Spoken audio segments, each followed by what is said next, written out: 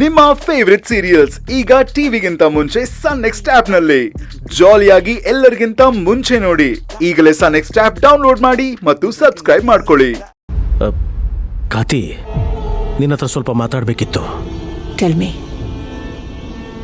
ಕೋರ್ಟಲ್ಲಿ, ಮನೆಯಲ್ಲಿ ಎಲ್ಲರ ವಿರುದ್ಧ ನನ್ನ ಪರವಾಗಿ ಮಾತಾಡ್ತಾ ಇದೆಯಲ್ಲ, ಥ್ಯಾಂಕ್ ಯು ಸೋ ಮಚ್. ಕಾತಿ, ಏನಾಯ್ತು? ಯಾಕೆ ಸೈಲೆಂಟ್ ಆಗಿದ್ಯಾ? ನೀನು ಥ್ಯಾಂಕ್ಸ್ ಹೇಳಿದ್ಯಲ್ಲ, ಅದ್ರ ಬಗ್ಗೆ ಯೋಚನೆ ಮಾಡ್ತಾ ಇದ್ದೀನಿ. ನಿನಗೆ ಥ್ಯಾಂಕ್ಸ್ ಹೇಳೋ ಯೋಗ್ಯತೆ ಆದರೂ ಇದೆಯಾ? ಕಾತಿ, ಹಾಗಲ್ಲ ಕಾತಿ, ನಾನು ಏನು ಹೇಳಕ್ ಬಂದೆ ಅಂದರೆ ಬೇಡ, ನಿನಗೆ ಮಾತಾಡೋ ಯಾವ ರೈಟ್ಸೂ ಇಲ್ಲ. ಯಾಕೆ ಅಂದರೆ ನಿನ್ನಿಂದ ಇದು 2ನೇ ಸಲ ನಮ್ಮಪ್ಪ ಆಸ್ಪತ್ರೆ ಸೇರಿ ಪ್ರಜ್ಞೆ ಇಲ್ದಿರೋ ಹಾಗಾಗಿದೆ. ಕಾತಿ, ನಾನು ಹೇಳಿದ್ನಲ್ಲ, ನಾನು ಹಾಗೆ ಮಾಡೋದಕ್ಕೆ ಕಾರಣ ನಿನ್ನ ಉದ್ದೇಶ ಏನೇ ಆಗಿರಬಹುದು, ಆದರೆ ಅದ್ರ ಪರಿಣಾಮ ಏನಾಯ್ತು ಅಂತ ನಿನಗೆ ಗೊತ್ತಿದೆಯಲ್ವಾ? ಒಂದು ಟೈಮಲ್ಲಿ ಈ ಮನೆಯಲ್ಲಿ ನಾನು ಹೇಳಿದ್ದೆ ಅಲ್ಟಿಮೇಟ್. ಎಲ್ಲರೂ ಅದನ್ನ ಚಾಚು ತಪ್ಪದೆ ಪಾಲಿಸ್ತಾ ಇದ್ರು. ತೇಜು, ಪ್ರೀತು ನನ್ನ ಸ್ವಂತ ತಾಯಿ ಥರ ನೋಡ್ಕೊಳ್ತಾ ಇದ್ರು. ನಾನು ಹೇಳಿದ ಎಲ್ಲ ಮಾತು ಕೇಳ್ತಾ ಇದ್ರು.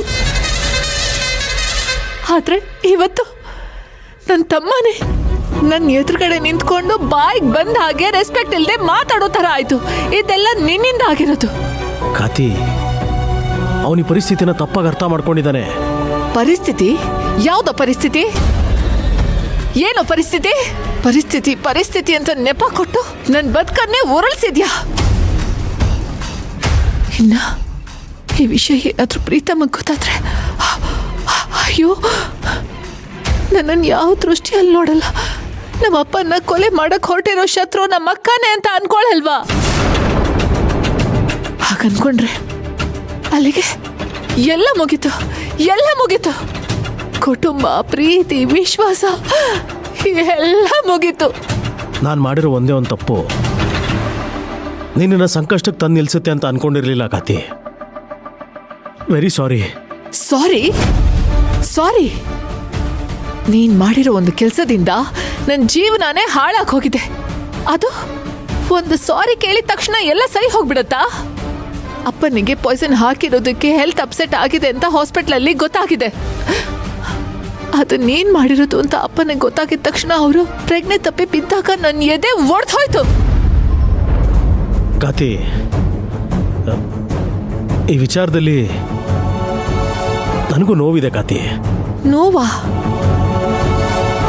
ನಿನಗ್ ನೋವಾಗ್ತಾ ಇದ್ಯಾ? ನೋವು ಅಂದ್ರೆ ಏನು ಅಂತ ನಿನಗ್ ಗೊತ್ತಾ?